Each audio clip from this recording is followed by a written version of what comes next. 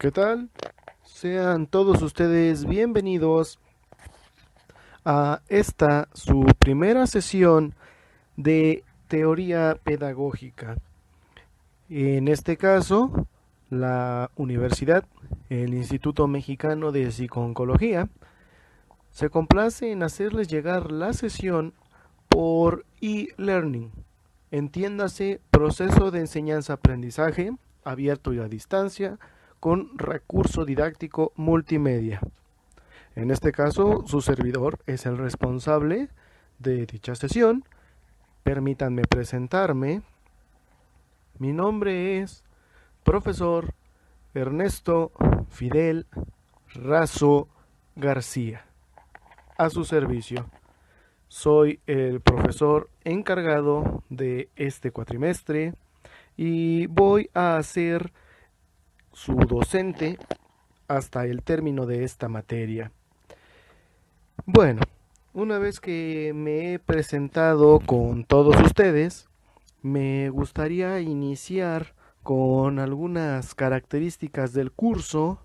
¿Qué les parecería si revisamos la manera de trabajo y la propuesta que yo tengo aquí? Bueno, vamos a iniciar con esta parte. ¿Qué les parece si iniciamos con los rubros de evaluación? Empezamos con el primer rubro de evaluación, es el que nosotros conocemos como ensayo. El ensayo vale el 25% de la calificación final. Quiero aclarar que el rubro se llama ensayo, repito, pero no significa que solo vaya a haber un ensayo. Conforme avancemos en los temas que ya están planeados en lo que pudiera ser la estrategia de trabajo, vamos a ir avanzando conforme la asignación de ensayos por parte de ustedes. ¿Qué les parecería esta parte del trabajo? Valdrá 2.5. Vamos a hacer un poquito de descripción sobre cómo se va a trabajar con este ensayo, cuáles son las características que debe llevar, ya que ya tenemos asignado lo que pudiera ser el valor. Bueno, primero que nada, características del trabajo escrito para el rubro ensayo. Características aplicables para todo trabajo escrito que se me vaya a entregar durante este cuatrimestre. ¿Qué va a hacer?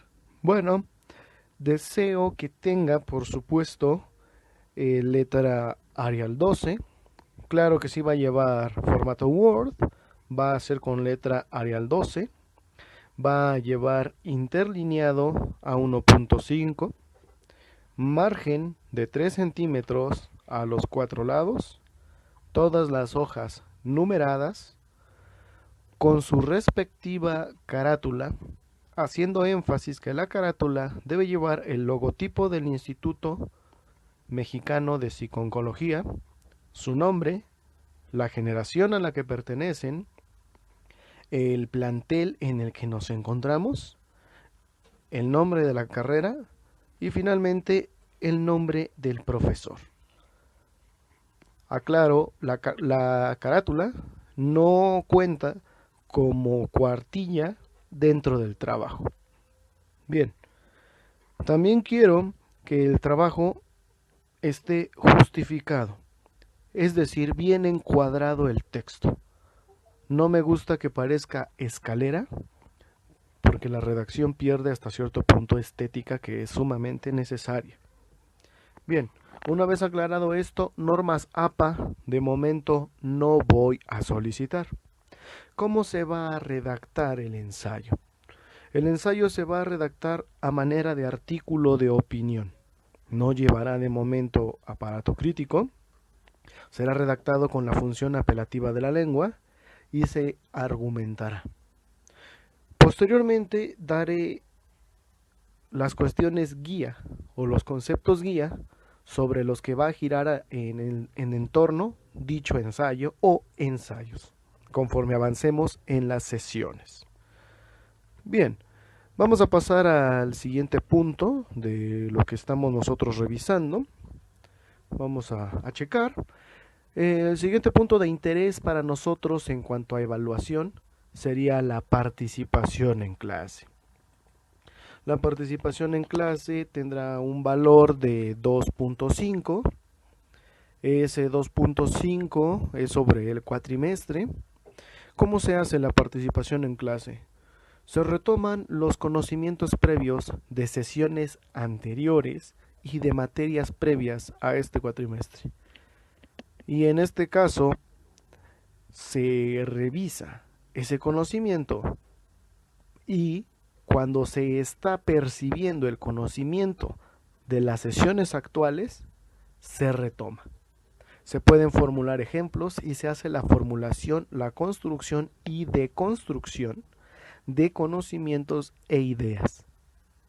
Saberes aplicables, en este caso, se pide o se solicita la palabra con la mano levantada y se puede lograr una aportación genuina por parte del estudiante. Muchos de ustedes me preguntarán, bueno, profesor, ¿por qué la participación? En este caso, no tenemos los docentes ninguna forma de saber qué es o cómo lo comprendieron los estudiantes, de ninguna mejor manera que no sea explicada por la palabra del mismo estudiante. Y esta es la importancia de la participación. Obviamente, conforme acumulemos más participaciones, vamos a revisar una media al finalizar lo que sería el curso.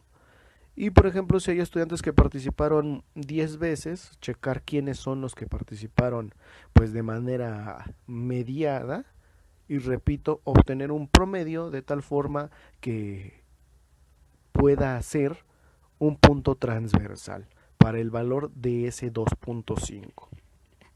Bien, ya aclarada esta parte, pasaremos a la siguiente, lo que nosotros conocemos como trabajo en clase.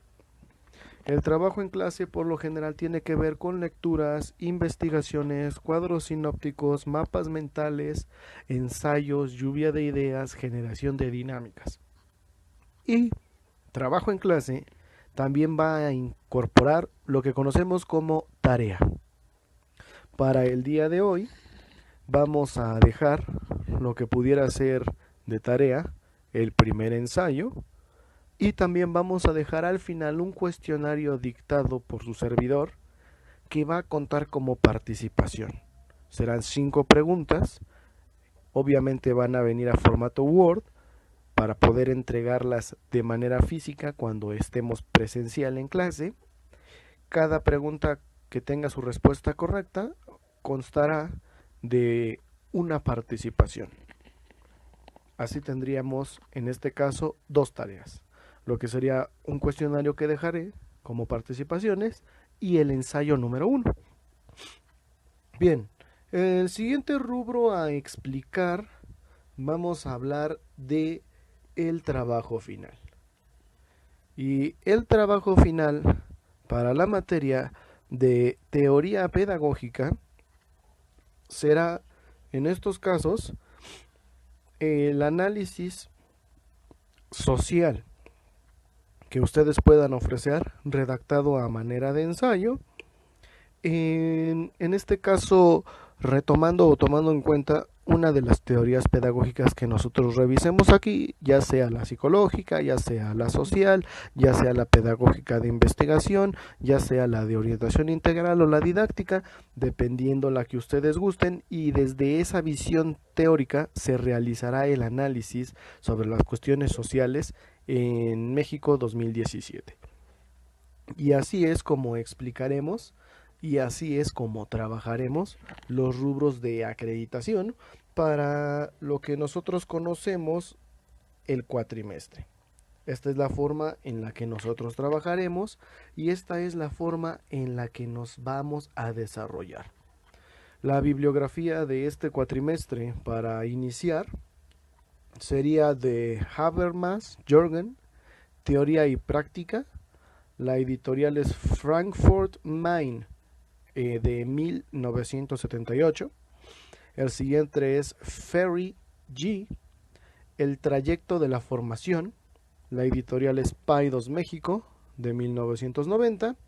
Y finalizaremos con Gómez Solano Marcela, de Teoría, Epistemología y Educación, S.E. Ahora, una vez avanzado lo que pudiera ser nuestro punto de partida en las cuestiones de trabajo, ¿qué les parece si comenzamos a hacer un poquito de énfasis sobre los temas a tratar en esta primera sesión? Y así hablaríamos. Tema, sería el tema número 1, bases filosóficas de la educación. 1.1, conceptualización de la filosofía. 1.2, la importancia del método. 1.3, la construcción científica del conocimiento filosófico. Y en este aspecto son los temas y los análisis, los saberes aplicables y las competencias a favorecer que vamos a abordar en esta sesión. ¿Sí? ¿Qué les parece? Pues hasta el punto de vista tenemos un trabajo bastante completo, bastante concreto, y desde ahí es donde vamos a iniciar el análisis. Y el primer punto de partida que vamos a tocar serán las bases filosóficas de la educación. Para lo cual, la bibliografía de este primer punto, la bibliografía de esta sesión, vamos a incorporarla como, en este caso, tentativa o bibliografía complementaria, aparte de la bibliografía que acabo yo de dictar, que va a ser, por supuesto, La República y los diálogos de Platón, desde donde vamos a partir a realizar el análisis. Cualquiera que guste puede retomar, ¿sí? En este aspecto, ¿qué les parece si abordamos primero el tema de bases filosóficas de la educación? Será nuestra punta de lanza. Bien, continuamos entonces con las bases filosóficas de la educación. Para esta parte, primero pues tendríamos que definir qué es la educación, ¿no? ¿Cómo se puede manejar? Bueno, la educación, en estos casos vamos a tomar la definición de Emilio Durkheim. Y en este caso, la educación vendría siendo de dos connotaciones. La primera es ese proceso por el cual el hombre puede llegar a ser humano. Y desde la otra especificación que nos estaría dando esta primera connotación, nos diría que el hombre nace, pero no es humano. Solo por medio de la educación puede llegar a ser humano. Por la misma parte del señor Emilio Durkheim, abordaremos la educación como esa influencia de las generaciones anteriores sobre las generaciones presentes. Y ahí estaría esa especificación.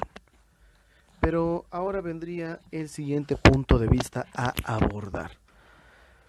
La parte pedagógica. Bueno, la cuestión pedagógica tiene como objeto de estudio lo que pudiera ser la formación del ser humano. ¿Cómo se forma ese ser humano? Y en este caso tenemos que la formación del ser humano tiene como vehículo la educación. Solo por medio de la educación vamos a poder llegar a ser seres humanos y solo por medio de la educación vamos a poder formarnos. Y precisamente la formación es eso que se está mencionando, esa forma que tenemos, esa forma de pensar, esa forma de hacer, esa forma de ser, esa forma de saber que cada uno de nosotros tenemos. Pero, ¿qué es la formación en sí? La formación es ese proceso que se adquiere en individual y al mismo tiempo en colectivo. Es un proceso de características inacabadas. ¿Qué quiere decir esta parte inacabada? Que está dándose, no que se está dando, está dándose. Quiere decir que hasta el último día de nuestras vidas vamos a continuar aprendiendo. En este caso podríamos distinguir una tríada en los aspectos pedagógicos.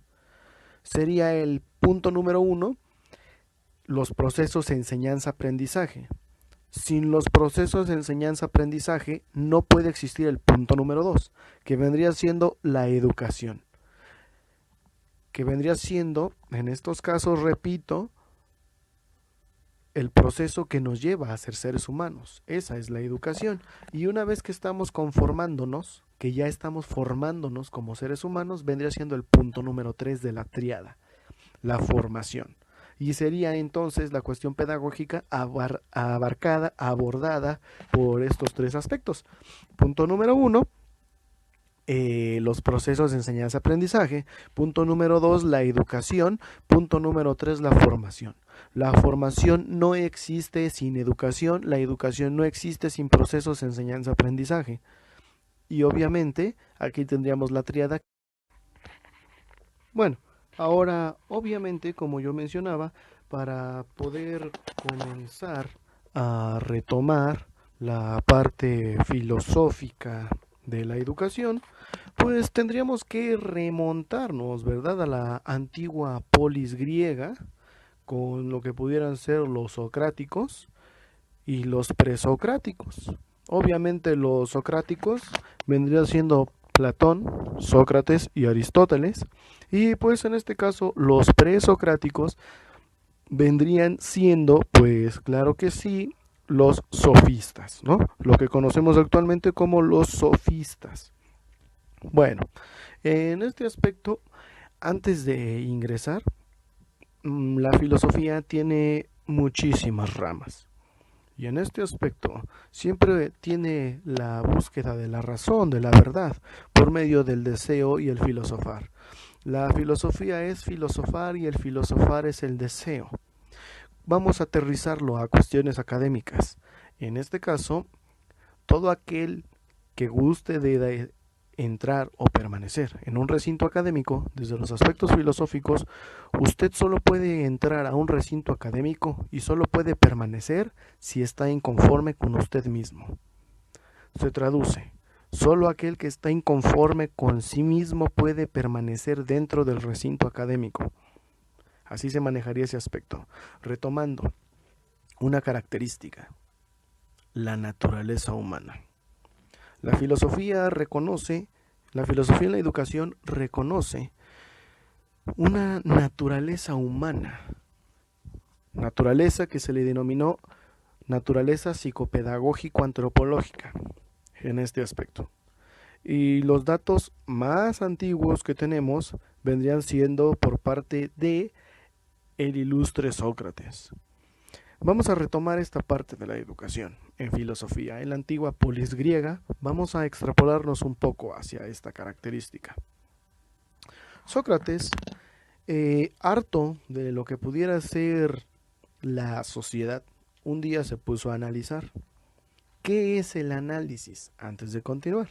Bueno, el análisis, la palabra, la connotación, el significado, lo regala el señor Sigmund Freud en el siglo XVII, en el siglo XVIII.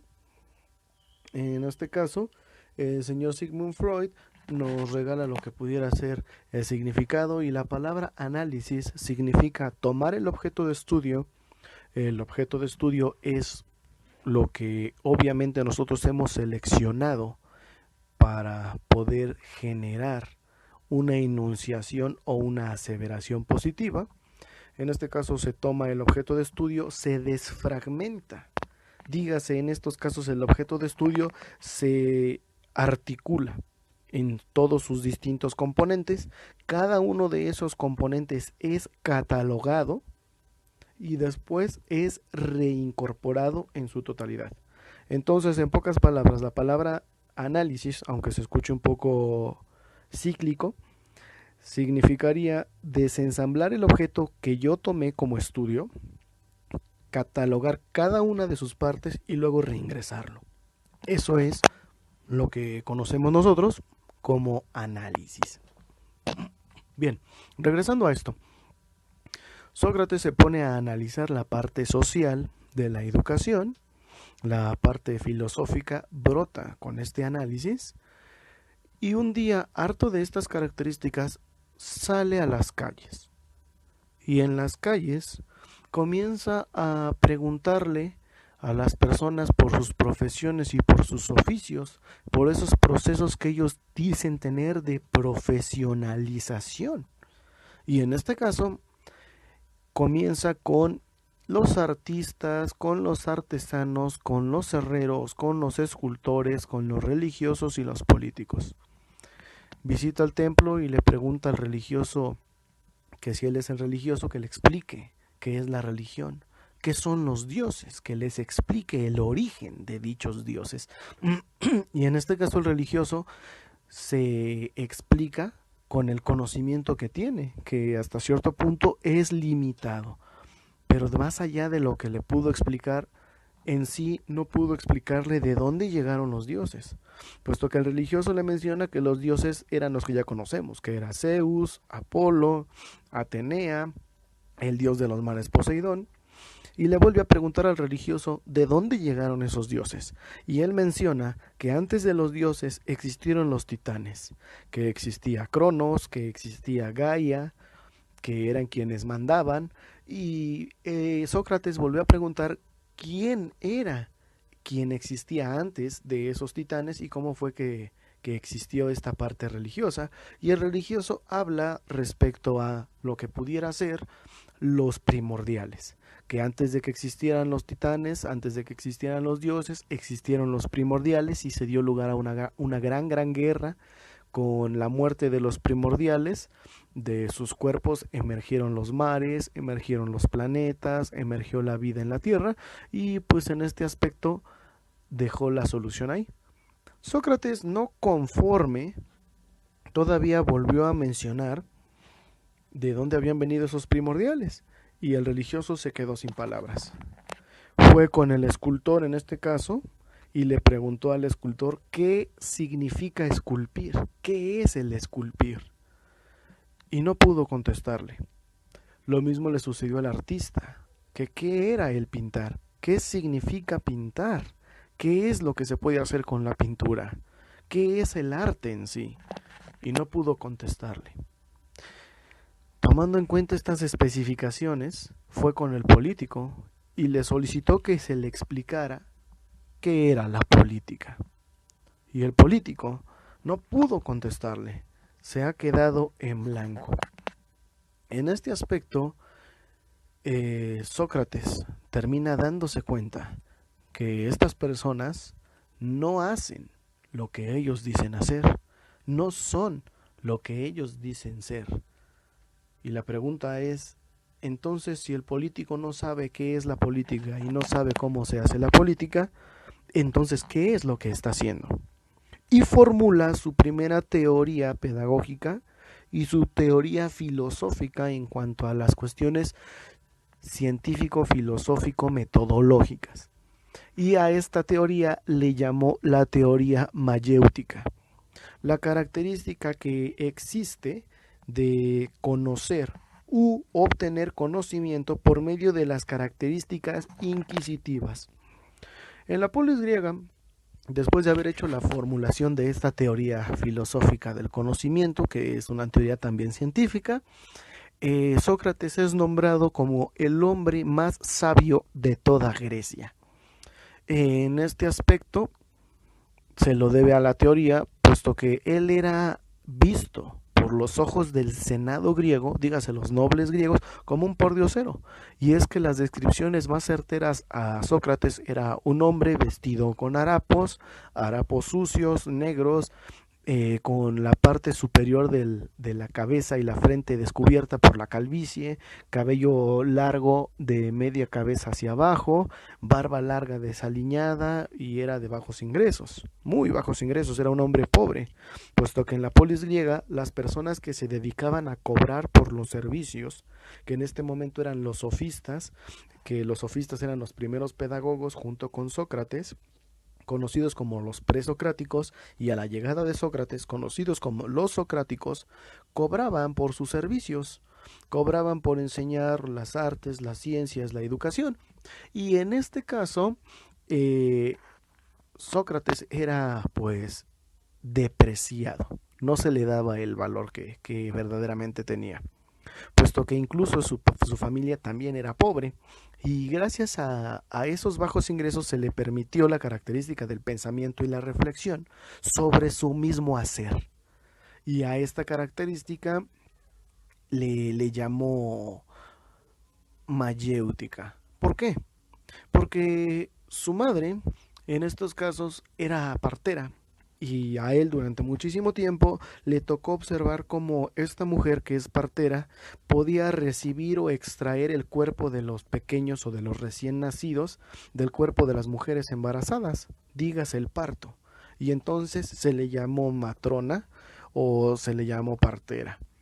Y en este caso, Sócrates, al formular esta teoría, por las características inquisitivas, él le llamó mayéutica, puesto que lo que quería extraer de la cabeza de los hombres era el pensamiento y el conocimiento, las habilidades cognitivas de estos hombres. Y esta mujer, su madre, extraía el cuerpo de los bebés de las mujeres, él quería extraer el conocimiento de la cabeza de los hombres y llama a su teoría mayéutica.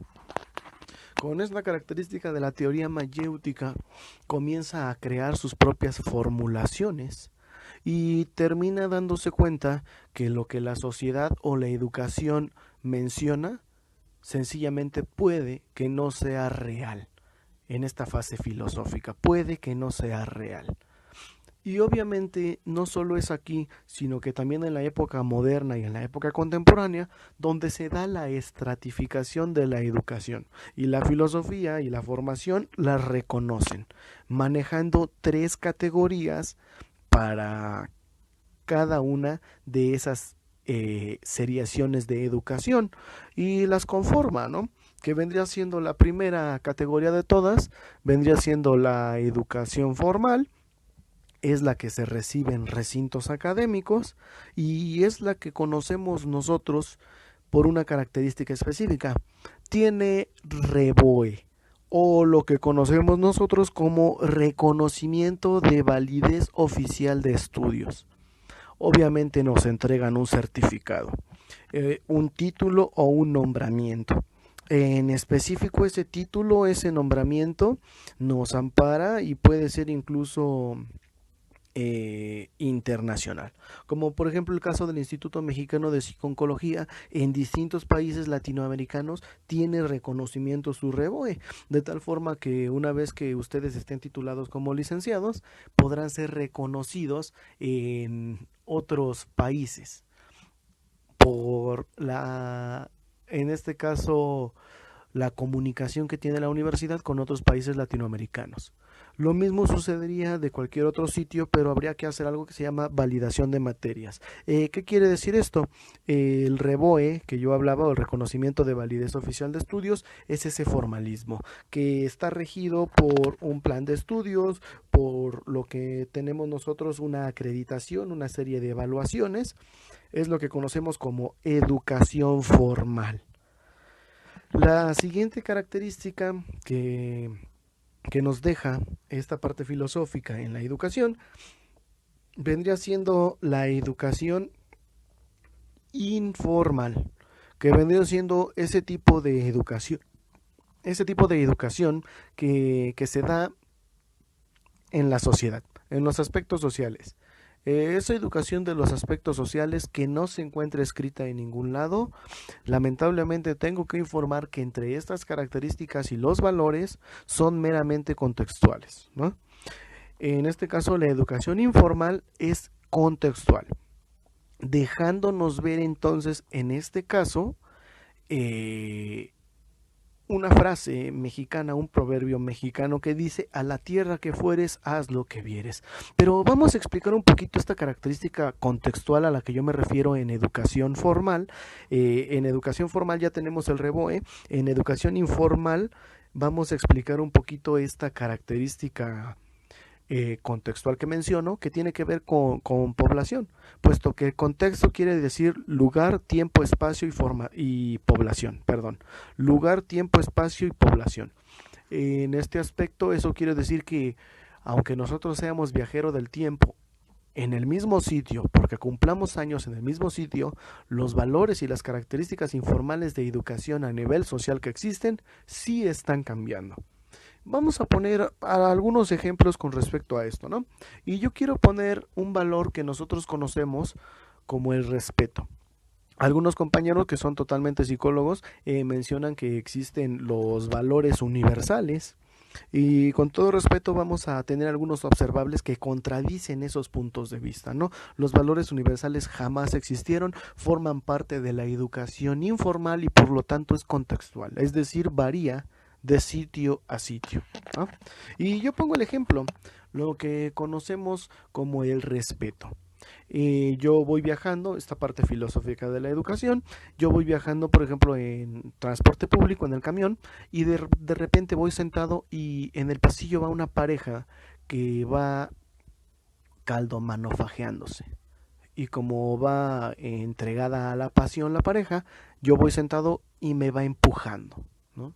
Y en ese momento yo volteo y les digo, oigan, ¿sabe qué? Respete, por favor. ¿Dónde está el respeto? Y obviamente los jóvenes arremeten contra mí y me dicen que guarde silencio, pero pues de una manera un poco más asertiva, ¿no? Un poco más grosera. Vamos a poner tres ejemplos. Aquí está el ejemplo del respeto en México. Vamos a poner el respeto con el Golfo Pérsico, lo que es Irak, con una raza humana a la que le dicen los mujahideen, por ejemplo, que forman parte del Corán, de esta parte musulmana, una de las tribus musulmanas, y vámonos con esta parte que manejarían en Mombasa, por ejemplo, en Sierra Leona, donde, por ejemplo, aquí en México, aquí está la parte del respeto, como se está viendo reflejada. En la parte de los mujahideen, por ejemplo, si una mujer tiene que estar cubierta con algo que le llaman burka, si me enseña, por ejemplo, una mano o una parte del cuerpo y yo acuso a la mujer con su pareja, el hombre tiene que propinarle una golpiza porque ha sido irrespetuosa, lo ha deshonrado. En la parte de Mombasa, por ejemplo, a esta falta de respeto para demostrar que la mujer respeta y ama al hombre, debe desnudarse de la cintura para arriba y recibir azotes con una vara seca de árbol en muestra de respeto. Entre mayor número de azotes resista la mujer más respeto y tenemos imágenes plagadas en todas las redes donde por ejemplo hay mujeres que se van con los trozos de espalda colgando, ¿no? Le cuelga la piel en trozos. Como podemos ver, el mismo concepto, el mismo valor, lo que conocemos nosotros como respeto en estas tres regiones diferentes que yo pongo que fue Sierra Leona, que es la tribu Mujahideen en el Golfo Pérsico, lo que era el Golfo Pérsico, lo que ahora es Irak, y lo que conocemos aquí como la Ciudad de México, es el mismo valor, es respeto, es la misma educación informal, pero es manejada de distinta forma. Si se entiende, es totalmente contextual. Depende del tiempo, del espacio y de la población. De tal forma que si yo me cambio de espacio, de población, de tiempo, esa educación informal que yo porto será totalmente distinta a la que se profese en ese lugar. Esta es la cuestión con la educación informal. No está escrita en ningún lado, es determinada por la sociedad, lamentablemente es contextual y se maneja en este aspecto, ¿no? Y ahora vámonos con la tercera parte, la última característica, con la educación no formal. Y estaría completa la triada de nuevo, que sería educación informal, que sería educación no formal y sería educación formal. La educación no formal cae dentro de las características pedagógicas artísticas o pedagógico artesanales, más que nada artesanales, donde por ejemplo es no formal porque los padres de familia, este tipo de educación es la que recibimos en casa. Los padres de familia, en estos casos, nos entregan un tipo de educación, nos enseñan a caminar a una edad, nos enseñan a controlar los esfínter a otra edad, nos enseñan a caminar a distinto tiempo. Todos aprenden de distinto tiempo en distintas etapas de su vida durante las primeras infancias y continuando, ¿no? La educación que ofrecen los padres es no formal porque no tiene forma. se enseña en distintos periodos de tiempo y se enseña de distintas formas. Por esto es que se conoce como no formal. No existe ningún tipo de receta, ningún tipo de plan de estudio ni ningún programa que rija este tipo de educación. Y por esto es educación no formal. Y aquí tendríamos la tríada, ¿no? Y es aquí donde yo le digo a todos los estudiantes la característica específica que ellos tienen y lo especiales que son estos estudiantes, estudiantes como ustedes. ¿En qué característica? Por ejemplo, el psicólogo laboral, ¿dónde hace psicología? La respuesta es en el despacho. El médico, ¿dónde hace medicina? Pues en el laboratorio. Igual que el químico donde hace química, en el laboratorio. El arquitecto donde hace arquitectura, en la obra. El astrónomo donde hace astronomía, pues en este caso en el observatorio.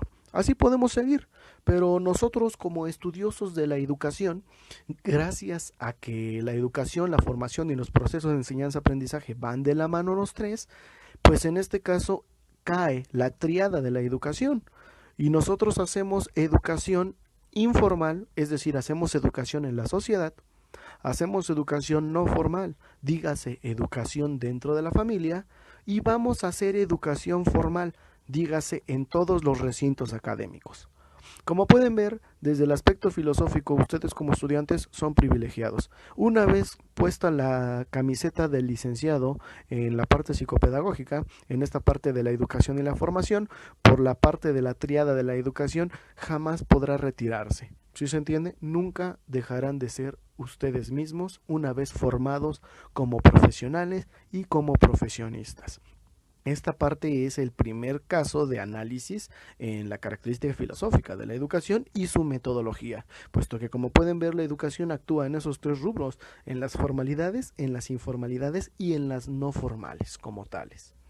Bueno, vamos a dar otra vez el pequeño salto cuántico hacia la parte de los antiguos griegos, donde una vez realizada la teoría mayéutica por parte de Sócrates, no es conformado por este tipo de conocimientos, tiene hambre y continúa indagando, continúa buscando. En este aspecto, él encuentra una característica, algo que se conoce como la muerte del Dios en filosofía de la educación y en metodología como filosófico científico. En este aspecto recuerde, la filosofía es la madre de todas las ciencias, pero recordando que después las ciencias se independizan de la filosofía y hacen una amalgama entre filosofía y lo que pudiera ser ciencia. Esta amalgama de la que hablo, Sócrates la descubre con la muerte del dios. Y vamos a hacer el análisis actual con lo que pudiera ser esta muerte del dios que yo propongo. ¿A qué se refería Sócrates? ¿A qué se refería esta especificación de la filosofía? Quiero añadir como dato específico que esta parte filosófica en la historia de la humanidad solo se ha dado dos veces consecutivas, ¿no? La primera sería con Sócrates como maestro en las cuestiones de educación, de formación, de procesos de enseñanza-aprendizaje a nivel filosófico, y Platón su alumno, donde en este aspecto Sócrates muere y no deja nada escrito. Toda la recopilación es hecha por su alumno, que vendría siendo Platón, quien en este caso crea libros como La República y libros como los diálogos de Platón en sí. Y la segunda vez que ha sucedido esto en la humanidad ha sido, por supuesto, con Zaratustra, que él era el maestro Zaratustra y posteriormente no deja nada escrito respecto a todas sus postulaciones y quien retoma todas esas características es su alumno Friedrich Nietzsche. Y en este caso, él retoma las enseñanzas de Zaratustra. Solo ha sucedido esto como caso específico de filosofía de la educación en pedagogía y en psicopedagogía dos veces a lo largo de toda la humanidad. Bien, regresemos a la parte de lo que conocemos nosotros como muerte del Dios. ¿Qué es lo que se da cuenta Sócrates con esta parte de la muerte del Dios? Bueno, Sócrates se da cuenta que no importa usted qué tanto le pida a una deidad, dígase a un dios, el Dios está sentenciado a morir. Y lo primero que la educación no formal y la educación informal mencionan es que un Dios es inmortal. Y Sócrates se da cuenta que no es así. Vamos a realizar ejemplos y algunos análisis en los tiempos actuales, dígase siglo XXI, año 2017. En este aspecto, por ejemplo, hay una persona que enferma de cáncer. Usted ponga el ejemplo que guste. Piense o imagínese en que usted decida. Lamentablemente la persona enferma de cáncer se pone en manos de la ciencia médica. En este caso la ciencia médica juega el papel de Dios y obviamente la ciencia médica lamentablemente tiene un límite y le dice a la persona, tú vas a vivir pero te quedan 5 meses más. De estos 5 meses en adelante la ciencia médica ya no puede hacer nada por ti. Te queda desahuciado. En este aspecto esa persona acaba de experimentar la muerte del Dios, porque la ciencia ya no puede hacer nada más. Con la siguiente característica, la misma persona enferma del mismo cáncer se entrega a los distintos templos religiosos. Usted seleccione el de su predilección, el que quiera. Y va y se hace a bailar y llega de rodillas a la cima de la montaña y va y compra el agua de tlacote que le recomendaron y se mete en el pozo de los milagros y se remoja con lodo y hace todo lo que usted quiera. Pero, oh sorpresa, pasan los 6 meses que le habían mencionado. En psicopedagogía esos 6 meses le llamamos periodo de gracia y en esta parte lamentablemente la persona fallece. Tanto ella como el resto de las personas descubren la muerte del Dios. Lamentablemente el Dios al que ellos se entregaban no lo salva y el Dios médico, que fue el primero que se entregaron, tampoco lo salvó. Esto es lo que en filosofía de la educación conocemos como la muerte del Dios.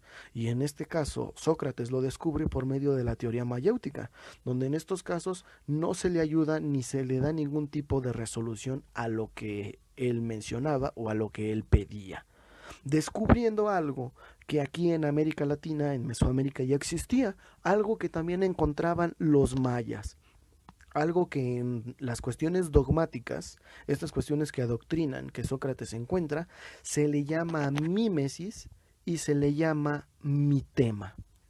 Y en este caso, por ejemplo, Sócrates descubre que la mímesis es la relación que existe entre el dogma y mi realidad. Y en estos casos, el mitema es la relación que existe entre el tema que yo estoy seleccionando y la realidad que estoy viviendo. Una forma de relacionar mi parte dogmática con la realidad que yo vivo, con la realidad que yo percibo. Sócrates se da cuenta de esto en esta parte filosófica educativa. ¿A qué me refiero con esto? Verá, en las cuestiones de mímesis, si nos vamos a la antigua Mesoamérica, vamos a saltar de Grecia con, ¿qué les parece a ustedes? Los mexicas. Se hacía una pregunta a Sócrates. ¿Quién nos creó? ¿Quién creó al ser humano? Y en este aspecto, los mayas y los mexicas tenían la leyenda del hombre de maíz, donde por ejemplo esta leyenda del hombre de maíz es la mímesis y el mitema. El mitema vendría siendo el tema, la creación del hombre. La mímesis, lo que pudiera ser la relación que existe con la realidad. ¿Cómo se dio la creación del hombre aquí en la realidad? ¿De dónde vino? Bien, retomando. En la cuestión mesoamericana, por ejemplo, con el hombre de maíz, Quetzalcóatl estaba con el resto de sus compañeros dioses y querían crear una nueva criatura, saltando a una hoguera de fuego. Se habían arrojado dios tras dios, uno por uno, hasta que el último que quedaba solo era Quetzalcóatl. El problema de Quetzalcóatl era que, siendo él el último que quedaba alrededor de la hoguera, no se iba a lanzar al fuego. En lugar de lanzarse al fuego, sacrificó un poder que se llamaba viento en la hoguera.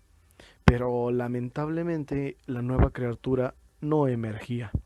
Esta parte no fue trunca para Quetzalcóatl, puesto que él baja al Mictlantecutli, al Mictlán, al infierno y busca a Tezcatlipoca, del dios de la noche, y en este caso le pide que le entregue los huesos de su padre para poder crear una nueva criatura, la osamenta completa.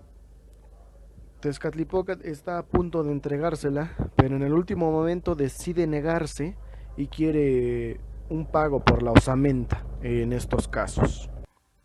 Al momento en el que se niega, Quetzalcóatl le arrebata la osamenta a Tezcatlipoca y sale corriendo, ¿no? Y en esta parte de que se trata de escapar, en la parte de la huida, tropieza y se le cae la osamenta al piso y se fragmenta la osamenta. La levanta y se la lleva en el huipil, en el ayate, y sigue corriendo, y llega en este caso con Tonantzin Coatlicue y le entrega lo que pudiera ser la osamenta a Tonantzin para que dé creación a la nueva criatura.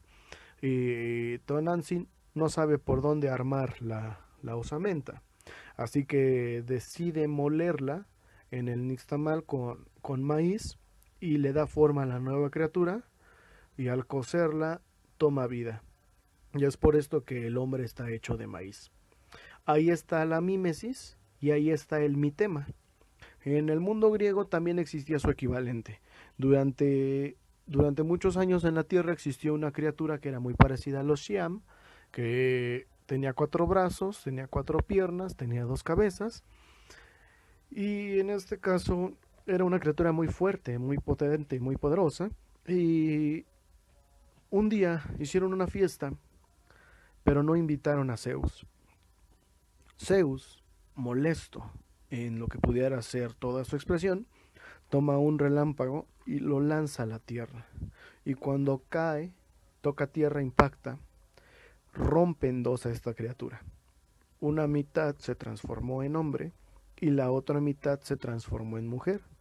Y desde entonces todos los hombres que caminan sobre la tierra están condenados a caminar incompletos, a buscar desesperadamente su otra mitad. Al encontrarla, como ya no pueden volver a unirse, viven juntos para tratar de mitigar la soledad. Aquí tenemos otra vez esta expectativa de el mitema y la mímesis. En estos casos para Sócrates, estas características dogmáticas, recuerde que dogma es igual a religión, puesto que el dogma tiene características adoctrinantes y enajenantes. En este caso, Sócrates no considera esta parte como real, como verídica, como fidedigna.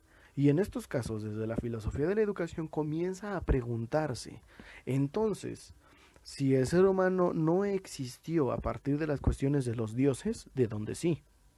Y comienza a ofrecer estos nuevos cuestionamientos hacia sus jóvenes estudiantes, provocando que el Senado griego lo trate y lo llame de pervertido, puesto que pervierte a los jóvenes con enseñanzas. Es decir, les decía, no sigan las religiones, no sigan estos reglamentos, puesto que son falsos. De nada sirve ofrecer lo que pudieran ser cacerías a los dioses, puesto que no lo toman en cuenta, los dioses no existen.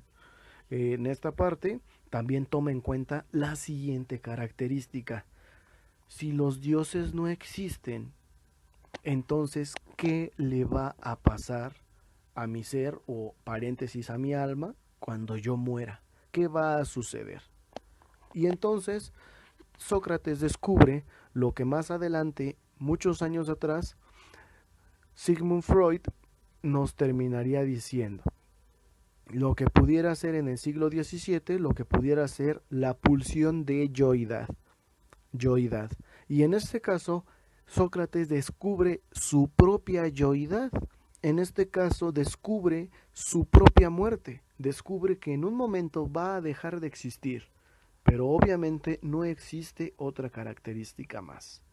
Formula una máxima por medio de la mayéutica y nos menciona que cuando una persona deje de existir, puede ser que no sea duro para aquel que se fue, pero será duro para todos los demás, quienes sí se percatarán de su ausencia.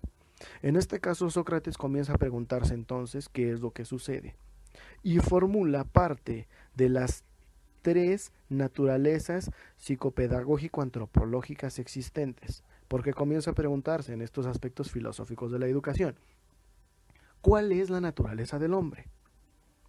Juan Jacobo Rousseau decía que el hombre nace libre y la sociedad lo aprisiona, que lamentablemente nos hemos colocado donde la naturaleza sabia nos había dejado, en el aspecto de la ignorancia, nos había colocado en el aspecto de la ignorancia, la naturaleza.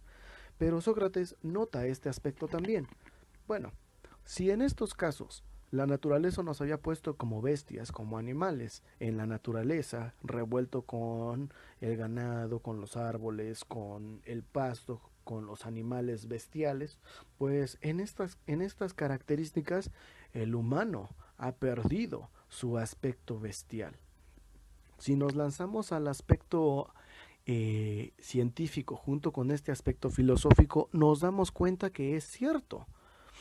Cuando el hombre llega, ha llegado totalmente descontrolado y llega sin saberlo. Y cuando ha llegado el momento de retirarse, es un humano que se retira en contra de su voluntad. Hasta la fecha no he conocido ningún hombre o mujer que quiera irse por su propia voluntad. En este aspecto, bueno, salvo el aspecto suicida, ¿no? Pero bueno, regresando al punto. En esta característica, si el hombre ha perdido el aspecto bestial, ¿en qué consiste? Dos características iniciales. El proceso de hominización, de homínido, y el proceso de humanización, de humano, son distintos. Cuando el recién nacido llega del cuerpo de su madre, lo que tenemos es un espécimen perteneciente a la raza de los Homo sapiens, un homínido. ¿Dónde está lo interesante? El recién llegado durante las primeras 2 semanas no conoce ni distingue muy bien características físicas visuales, puesto que la luz contamina sus jóvenes ojos con gran cantidad de candela y no le permite distinguir bien una figura de otra. Pero sin en cambio, por ejemplo, tiene un olfato tan poderoso que puede reconocer las feromonas del cuerpo de la madre y del padre en cuanto entran a la habitación. Con la siguiente característica también tiene sensoperceptibles que tienen características termosensibles. Por ejemplo, cuando él se encuentra en el vientre materno, la temperatura de la mujer casi siempre es de 37 grados, entre 37 y 38 grados, pero no es porque se encuentre enferma, sino porque el cuerpo femenino hace la función de una incubadora para mantener calientito al producto del embarazo, que es el bebé dentro del cuerpo de la madre.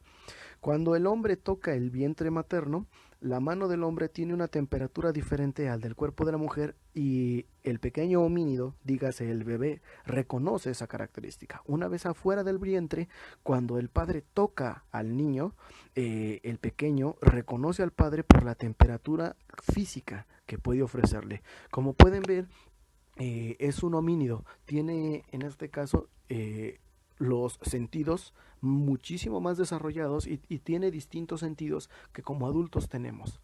Sin en cambio, la sociedad, la educación, el control de esfínteres le arrebata esa parte homínida para manejarlo como esa parte humana, puesto que, repito, cuando llega llorando, llega descontrolado, no puede controlar brazos y piernas, no puede controlar llanto, no reconoce las características perceptivas como el hambre, todavía no lo reconoce, comienza a reconocerlo poco a poco como necesidad. ¿Sí se entiende?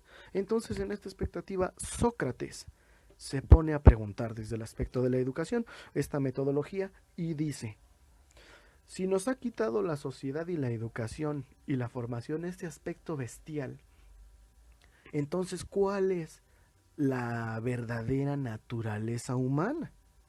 Y en ese aspecto encuentra 3 naturalezas humanas dentro de la característica educativa. Y la primera naturaleza que distingue vendría siendo la naturaleza, punto número 1 de la primera naturaleza es: todo ser humano que exista o que haya existido en esta tierra va a preguntarse sobre el origen de la vida en este planeta. Esa es la naturaleza del ser humano, son 3 naturalezas, esa es la primera naturaleza. Todo ser humano siempre se va a preguntar sobre la vida en este planeta, cómo se formuló, cómo se desarrolló. Y al no encontrar respuesta ante las cuestiones desconocidas, está sentenciado a tenerles miedo. Y posteriormente le va a dar la posibilidad de crear un Dios. En estos casos, en la primera naturaleza, el ser humano se pregunta ¿de dónde viene la vida en la tierra? Y al no encontrarlo, se le generará un miedo. Naturaleza punto número 2, que viene de la mano de la punto número 1. Una vez que el hombre ha encontrado cuestiones desconocidas y les teme, se va a dedicar a inventar un Dios que le dé respuesta a todas esas cuestiones que él desconoce. Si pudiéramos viajar en estos casos a la época medieval, vamos a posicionarnos en el año 1103 más o menos, en el año 1101, en esta época de los caballeros cruzados. Si nosotros le preguntáramos a las personas quién hizo la lluvia, lo primero que nos contestaría sería que quien hizo la lluvia fue Dios. Y si nosotros les preguntamos de dónde viene la luz solar, ellos nos dirían que Dios la hizo, porque Dios creó una fuente de luz que es el sol y que por eso llega la luz. Que quién hizo el día y la noche nos contestaría que Dios, y que quién hizo al ser humano nos volvería a decir que Dios. Con avances tecnológicos y con ciertas características, se nos permite ahora decir que la lluvia es producto de una condensación en las nubes, que las nubes tienen una característica, que el aire frío viaja sobre el caliente y este pequeño cataclismo hace una baja de presión y que posteriormente hay precipitación, lo que conocemos como lluvia. Pero es gracias al avance del conocimiento científico que se nos ha permitido eliminar esta parte dogmática de la vida humana. Ahora imagine esto usted. A todas esas características que aún se temen. Ante las cuestiones desconocidas, el hombre inventará un Dios para darle respuesta a esas características que desconoce. Esto explica por qué, por ejemplo, Buda, que existe en las partes orientales, donde tenemos civilizaciones como los chinos, los japoneses, los coreanos, si usted hace el análisis, lo invito a hacer el análisis educativo filosófico, se va a dar cuenta que Buda, como Dios, tiene características, en este caso, de la raza que lo ha creado. Parece ser que esto funcionó al revés. En lugar de que el Dios haya creado al hombre a imagen y semejanza, el Dios creó, en este caso, el hombre que venía siendo el Dios, creó a su Dios a imagen y a su semejanza. Y se van a dar cuenta que Buda, por ejemplo, tiene ojo rasgado, tiene características amarillas, tiene orejas similares a las de la población, una estatura mediana. Podemos seguirnos, por ejemplo, con lo que pudiera ser Cristo, con la raza desértica. Tiene ojo claro, ojo semirrasgado, tiene barba de candado cerrada, cabello largo y caracterizado con lo que se manejaba en ese momento, ¿no? Sandalias y túnica. De la misma forma, por ejemplo, nos vamos con África, que tiene también asentamientos en Haití y tiene asentamientos en lo que conocemos como Trinidad y Tobago. Nos vamos a dar cuenta si tomamos a Yango, por ejemplo, que Yango es un hombre de raza negra, que es un hombre bastante alto, que es un hombre bastante musculoso. Es donde nos lleva a generar esta pregunta: ¿por qué crear deidades similares a la población? ¿Por qué no un hombre blanco entre hombres negros? Y así podemos formular la característica inquisitiva. Obviamente no lo vamos a hacer porque pues ya sabemos, ya está más que bien sabido el por qué, ¿no? Bien, regresando a este aspecto, la tercera naturaleza que estaría manejándose en los aspectos socráticos vendría siendo, en este aspecto, la sociedad.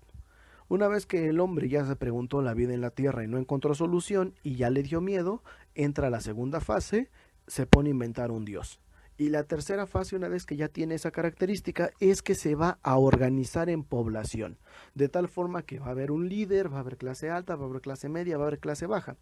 Y una vez que está organizado como población, que comparten un tiempo, que comparten un espacio, que comparten una ideología, que comparten una lengua, una vez que ya están organizados, se van a encargar de avanzar y conquistar otro grupo de personas con la única finalidad de sometimiento.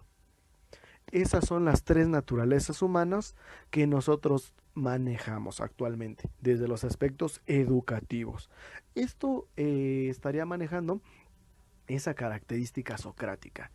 Una vez que el hombre se pregunta de dónde vino la vida en la tierra, crea su Dios. Una vez que ha creado su Dios, se organiza como sociedad y una vez organizados tienden a avanzar y conquistar otras poblaciones para someterlas a sus ideas, a sus pensamientos, a su lengua y a sus propias prácticas culturales y tradicionales. Si nos damos cuenta, la población a lo largo de la historia no ha hecho más que seguir sus tres naturalezas, ¿no? En este aspecto. Ahora vamos al siguiente punto, vamos con la naturaleza humana número uno que enuncia Sócrates. Y en esta característica, en el punto número uno, encontramos que la muerte del dios viene asociada a la primera naturaleza que Sócrates manejaba.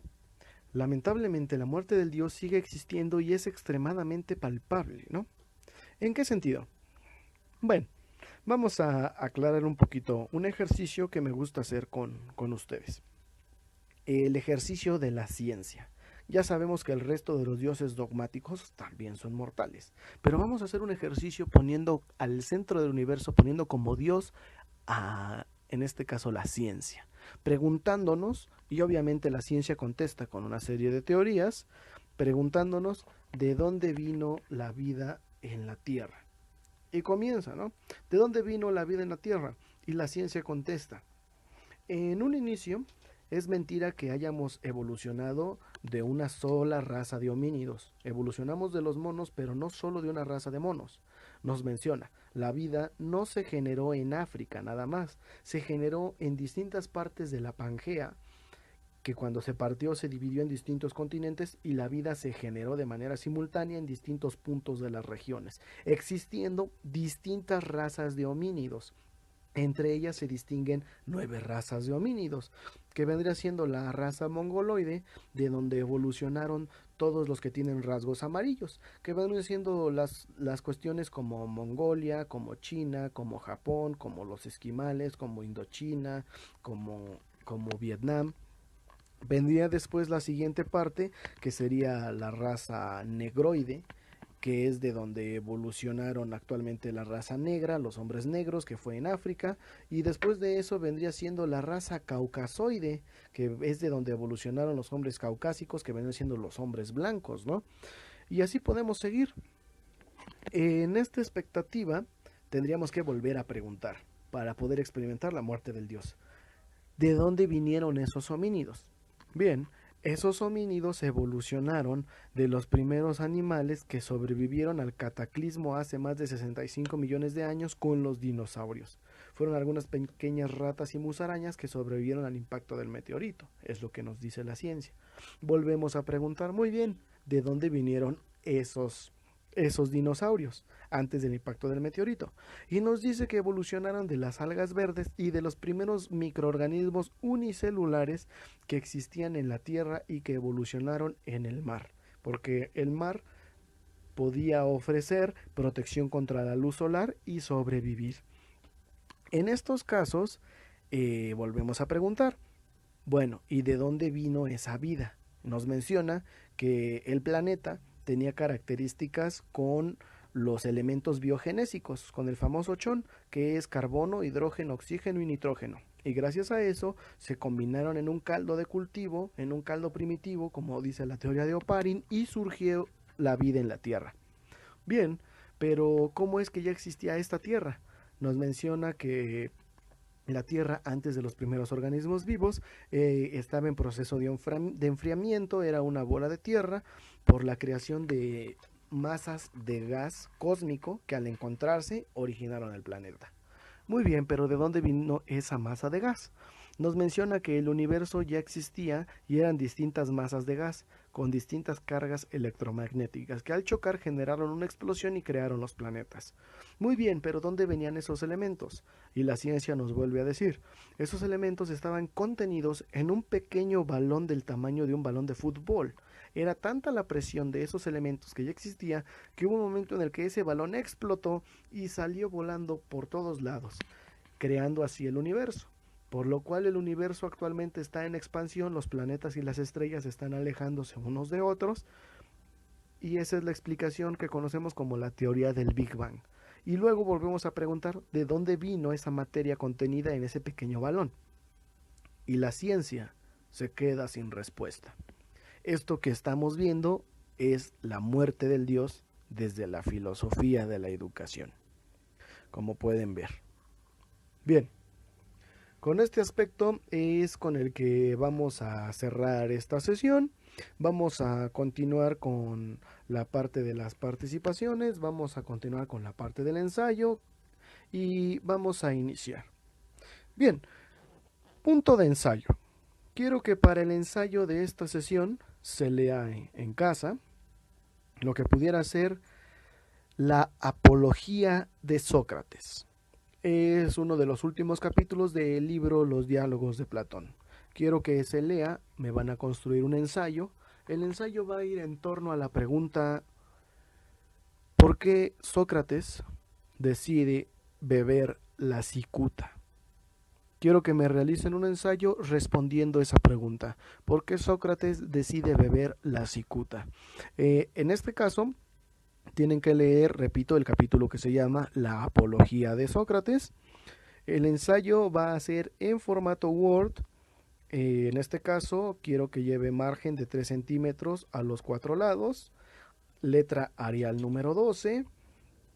Voy a pedir interlineado 1.5, justificado, no quiero que el texto parezca una escalera mal puesta. También quiero que lleve portada y va a ser un mínimo de 3 cuartillas, por favor. 3 cuartillas, la portada no cuenta. La portada debe llevar el logotipo de la universidad, que es Instituto Mexicano de Psico-Oncología, su nombre completo, el plantel al que pertenecen, la materia, la generación y finalmente mi nombre. Para la siguiente característica, el cuestionario que va a ser tomado en cuenta como participación se entregará también en formato Word y me lo van a entregar la siguiente sesión, igual margen 3 centímetros a los 4 lados, y me será entregado en orden. Vamos a dictar las preguntas, ¿sí? Bien, pregunta número 1. ¿Qué es la muerte del Dios? Pregunta número 2. ¿Qué es la mayéutica? Pregunta número 3. Explica cada una de las naturalezas que Sócrates manejó. Pregunta número 4. ¿Qué es la yoidad? Y pregunta número 5. ¿Cómo se llamaron los primeros profesores pagados en la polis griega? Bien, con esta expectativa estamos cerrando lo que sería esta primera sesión. Nos veríamos en la siguiente, ya será presencial. No queda más que despedirme y desearles un feliz día a todos. Hasta luego.